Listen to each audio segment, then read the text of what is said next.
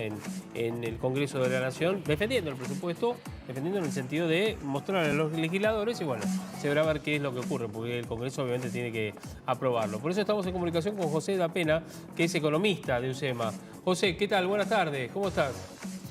Buenas tardes, Javier. Muy bien, muchas gracias por el llamado. Al contrario. Bueno, estuviste leyendo un poquitito del tema del presupuesto, entre otras cosas, una inflación prevista del 33%, 130 y algo de pesos del dólar oficial para el año próximo. Sí, de alguna manera ese presupuesto ya había sido presentado hace 2 o 3 meses aproximadamente, que luego fue presentado nuevamente. Y las predicciones que o los supuestos que se plantean en el presupuesto son muy similares a los que sucedieron para el año 2021. No sé si usted recordará que el presupuesto preveía una inflación del 29% para 2021 y terminó estando por encima del 50%. Sí. Entonces, algo similar sucede para el año que viene. Hay ciertas previsiones que no necesariamente se condicen con las expectativas del mercado y da la sensación que es más probable que suceda lo que piensa el mercado que lo que dice el presupuesto que cree que va a suceder. La inflación se anticipa o se prevé que está en un nivel del 33% y la previsión del mercado es que va a estar nuevamente por encima del 50%. El tipo de cambio se prevé en 131 pesos cuando se estima que puede llegar a 161 pesos. O sea, el crecimiento... quizás lo que está más cerca de las previsiones es lo que puede llegar a ser el déficit primario, que el presupuesto dice que puede llegar a tener 3.3 negativo y bueno, la estimación de mercado es 4%. Sí. Entonces, es una vieja técnica o práctica presentar presupuestos que subestiman los aspectos inflacionarios, porque eso después de alguna forma le agrega discrecionalidad a la posibilidad de redistribuir el gasto de una forma un poco más conveniente. Ahora, siempre hay una recaudación. Yo estaba leyendo que todos los años, a mitad de año o por ahí, hay una recaudación que está dentro del plan de presupuesto, es decir, el presentado. Como que hay una recaudación que va, no sé si por fuera, por otro costado, hasta impositiva inclusive también. Es como que recupera reservas o recupera dinero que después se reutiliza para otras cuestiones que, bueno, nunca termina de saber. En realidad, bueno, no sé si es a lo que usted se refiere. Pero este año lo que sucedió fue con los derechos especiales de giro del FMI. Sí. Es decir, el FMI hizo una distribución de su moneda de los derechos especiales de giro que fueron incorporados como una partida de ingresos dentro del presupuesto y hubo 2 aspectos que contribuyeron a que el déficit de alguna forma no fuese tan significativo como hubiese sido en otras circunstancias. Uno fue incorporar esos derechos especiales de giro como ingresos dentro del presupuesto y el segundo punto fue la incorporación o el reflejo de la recaudación por el impuesto que se iba a aplicar por única vez a las grandes fortunas o a las grandes tenencias de dinero. Y que es algo que no se va a repetir, no se debería repetir supuestamente el año que viene, a menos que se elaboren las excepciones que den lugar a que eso se vuelva a cobrar. Los derechos especiales de giro no va a suceder, de hecho al FMI hay que pagarle. El gran problema que tenemos en este momento es que vencen aproximadamente 20.000 millones de dólares con el FMI y no están los dólares, y tampoco está contemplado en el presupuesto, o sea que el presupuesto ya de alguna forma está reflejando el hecho de que no se le va a pagar al FMI, se le está diciendo explícitamente no contamos con el dinero para pagarle al FMI, porque no están incluidos dentro de las partidas que van a pagar, que va a haber un rollover de deuda, etcétera, etcétera. Y una partida y un elemento que no está dentro del presupuesto, porque es un impuesto extremadamente regresivo y que es un impuesto del cual se viene aprovechando las diferentes administraciones en los últimos 12, 13 años, es el impuesto inflacionario, que es un impuesto no legislado, que no está dentro del presupuesto, pero que significa recaudación para el Estado. Claro. Ahora, no le pagamos al FMI y ¿qué tenemos que esperar? ¿Qué es lo que va a suceder? Mire, mi sensación es que lo que va a suceder es lo mismo que sucedió con la renegociación de los bonos soberanos, que sucedió el año pasado. No había plata, es decir, el 12 de agosto del 2019, de repente el mercado dijo, no le creo a este gobierno.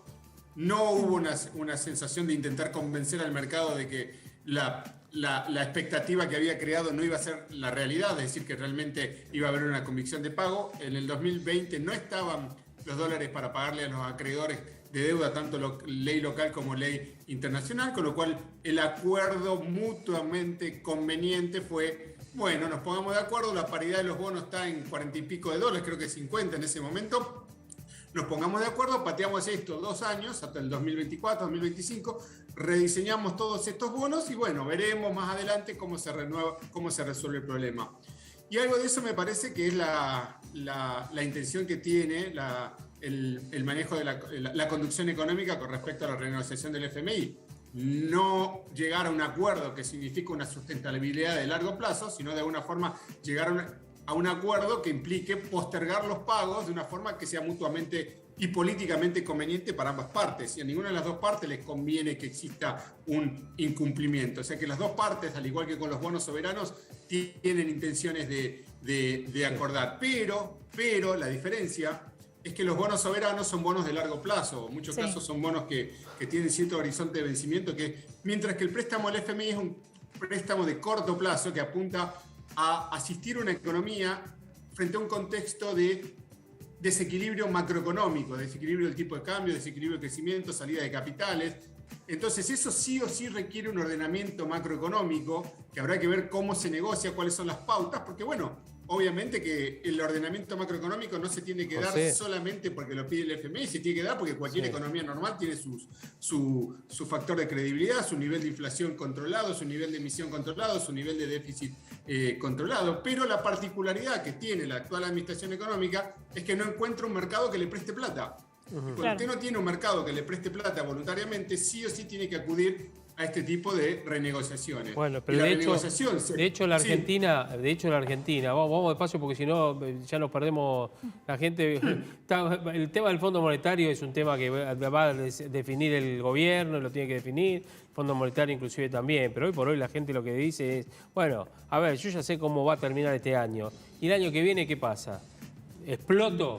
¿Reviento? No, no explota. Con medio país pobre, con una inflación de más del 50%, otra vez va a acrecentarse más los pobres. Hoy solamente el 8% de la población tiene capacidad de ahorro, digamos, ¿no? Mire, mi lectura, y de acuerdo a lo que dicen, que es consistente con las expectativas de quienes están trabajando dentro de los mercados, que hacen previsiones de Producto Bruto, de tipo de cambio, de inflación, de niveles de desempleo, es que el año 2022 va a ser muy similar al año 2021. Bueno, un desastre. Entonces, claro. Va a ser un desastre. Y sí.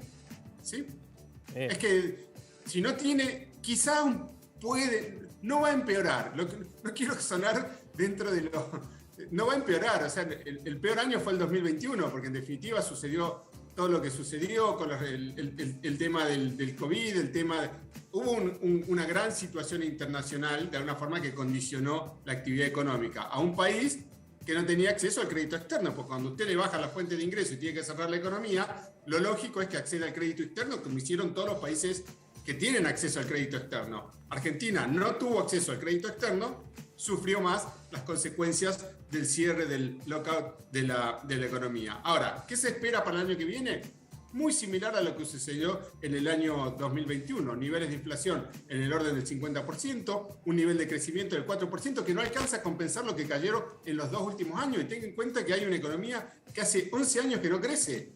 Es decir, que en definitiva hace 11 años que estamos teniendo una situación de falta de crecimiento y de niveles de inflación alto. ¿Hay catalizadores que permitan generar algún tipo de expectativa de cambio? No, porque mientras no baje el riesgo país, que significa acceder a los mercados voluntarios de deuda para hacer un rollover, es decir, la deuda no se paga, la deuda se hace rollover de deuda. ¿Qué es un rollover de deuda? Que usted toma deuda para pagar la deuda existente. Sí. Entonces, mientras no pueda tener esa posibilidad, no hay catalizadores. Es lo que está haciendo la gente, José. Es lo que está haciendo la gente. Toma deuda para pagar deuda. Es lo que están haciendo muchos. Es decir, la tarjeta de crédito. Lo hace, Javier. Hay gente que está pidiendo un crédito para pagar la tarjeta de crédito, digamos, ¿no? Sí, pero el punto, ¿sabe qué, Javier? Es a qué tasas lo hace. Porque si usted tiene que pedir un crédito, un adelanto en cuenta corriente, un descubierto para pagar la tarjeta, que a su vez no pagó el mínimo, entonces lo están realmente asesinando con los intereses de manera figurado.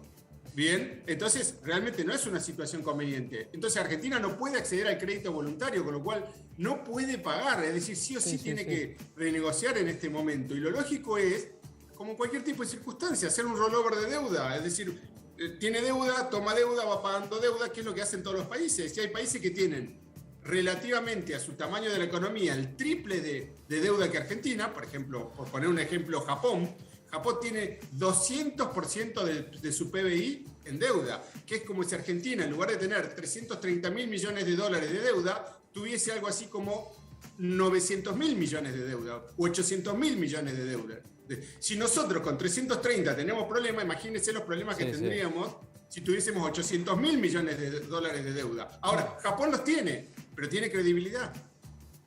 Ahora, hoy en la exposición de Guzmán no solamente se habló del FMI, los pagos y del presupuesto, sino también lo que se proyectaba ahora, a futuro. Y a días nomás de anunciar una inflación que, según él, iba a llegar a un número que para poder llegar implicaba que diciembre no supere el 1%. O sea, cuando creo que se sientan en el Congreso a decirnos eso, ¿cómo les da la cara? Si venimos de meses de estar entre 3 y 4, ¿cómo podríamos llegar al 1%? Imposible. Total, estoy completamente de acuerdo con usted. Es decir, no hay forma de que... De hecho, la previsión inflacionaria para el año 2021 se alcanzó en julio, si mal no recuerdo. Julio. Sí, a mitad de año. O sea que... creo... La intervención, el trabajo de los diputados es interpelar frente a ese tipo de circunstancias, ese tipo de situaciones, porque si no pasa totalmente desapercibido o pasa sin consecuencias que se digan esas cosas. Entonces, la ley de presupuesto es la ley fundamental del ordenamiento de la economía. Si no es una ley que sea creíble, ya toda la economía deja de ser creíble. Bueno, pero si el ministro de Economía se sienta frente al Congreso y nos miente de esa manera, sabiendo todos, no hay que ser ni siquiera... tener demasiado conocimiento en economía, es leer el diario de todos los meses. Igual todos los ministros de Economía cuando presentaron presupuesto, todos mintieron. Sí, con el presupuesto, por lo menos de la inflación, digo, ¿no? Todos dijeron una inflación que sabían que no se iba a cumplir. ¿Cómo? Le hago la pregunta a usted, ¿qué costo paga el ministro de eso? Ninguno. Porque en definitiva hay una sociedad que ya está acostumbrada a eso. Sí, por supuesto. No, por supuesto. Entonces, si no paga costos, no tiene consecuencias. No, tal cual, totalmente. Y sobre todo, bueno, quedó a las claras del 29% de este año. Que ya se sabía el año pasado, decía, pero ¿cómo 29%? Claro. Se sabe que no va a ser menor del 35%. Mirá lo que estábamos diciendo. Menor del 35%, ya el año pasado. Mire, le doy un dato, Javier. Hay unos bonos, los bonos del Tesoro, los botes, ¿no? El TEO los botes, 26, el TEO 23, no sé si los ubica. Unos bonos que son en pesos a tasa fija. ¿Sí? Esos bonos cotizan en pesos y a tasa fija. La tasa es del 15%, pero están teniendo un rendimiento. Es como si usted pusiese un plazo fijo que le rinde algo así como un 50% anual. Cuando se presentó la expectativa de inflación de este año, del año 2021, con el presupuesto a fines del año pasado, que decía que iba a haber 29%, es decir, lo lógico hubiera sido llenarse de esos bonos, porque si usted realmente piensa que la inflación va a ser del 29%, imagínese que invertir en un bono que le rinde el 50% debería ser un negocio fenomenal. Sí. Y sin embargo, esos bonos, sus precios se mantuvieron sin cambio, inclusive hasta empeoraron el precio de esos bonos. Y algo muy similar sucede actualmente. Si usted ve los bonos, cuánto están pagando ese tipo de bonos en pesos, o cuánto paga el SER más algún spread, están en los niveles del 50% para el año 2022. Entonces, no hay costos, es decir, al final del día la pregunta es, ¿por qué si el gobierno piensa que esa va a ser la inflación, no rescata bonos que estarían baratísimos? Claro, por eso. La verdad que, bueno, a ver, esto es como un médico, ¿no? Que cuenta la verdad lo que está haciendo José, contándonos cuál es el panorama a través de la radiografía que está viendo, ¿no es cierto? Es eso, José. Sí, a veces no es de la mejor, no es la mejor lectura. Bueno, está bien, pero digamos es una proyección que uno hace en base a lo que tiene, lo que cree que puede llegar a ocurrir. Por eso digo, el argentino el año que viene la va a seguir pasando mal y habrá que ajustarse y agarrarse de todo lo que uno tenga para poder, digamos, pasar el 2022. Veremos cómo llegamos, ¿no es cierto? Exactamente. Es decir, mi expectativa para el año 2022 es que uno vivió el 2021, no va a ser peor que el 2021, lo cual de alguna manera puede ser algo positivo, pero bueno, es como dice el refrán, en el país de los ciegos el tuerto es rey. Es decir, no estamos hablando de un 2022 como podría haber llegado a ser el 2014, que realmente la economía empezó a reaccionar de manera positiva frente a lo que había sucedido en los años previos, porque ya trae toda esa historia, lo que sucedió desde el año 2013 hasta el año 2019. Sí. Entonces, poniéndolo en contexto, ¿qué espero para el año 2022?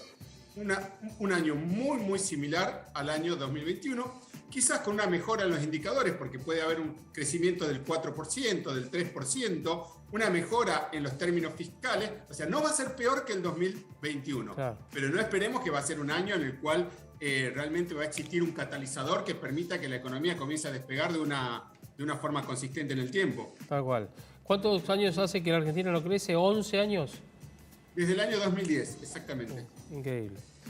José, abrazo enorme y muchísimas gracias por este contacto y por esta No, charla. al contrario, muchas gracias por el llamado, que tengan muy felices fiestas a todos y a su audiencia. Igualmente, Da Pena, gracias. José Da Pena, profesor de UCEMA, justamente hablando con nosotros. A ver, con toda la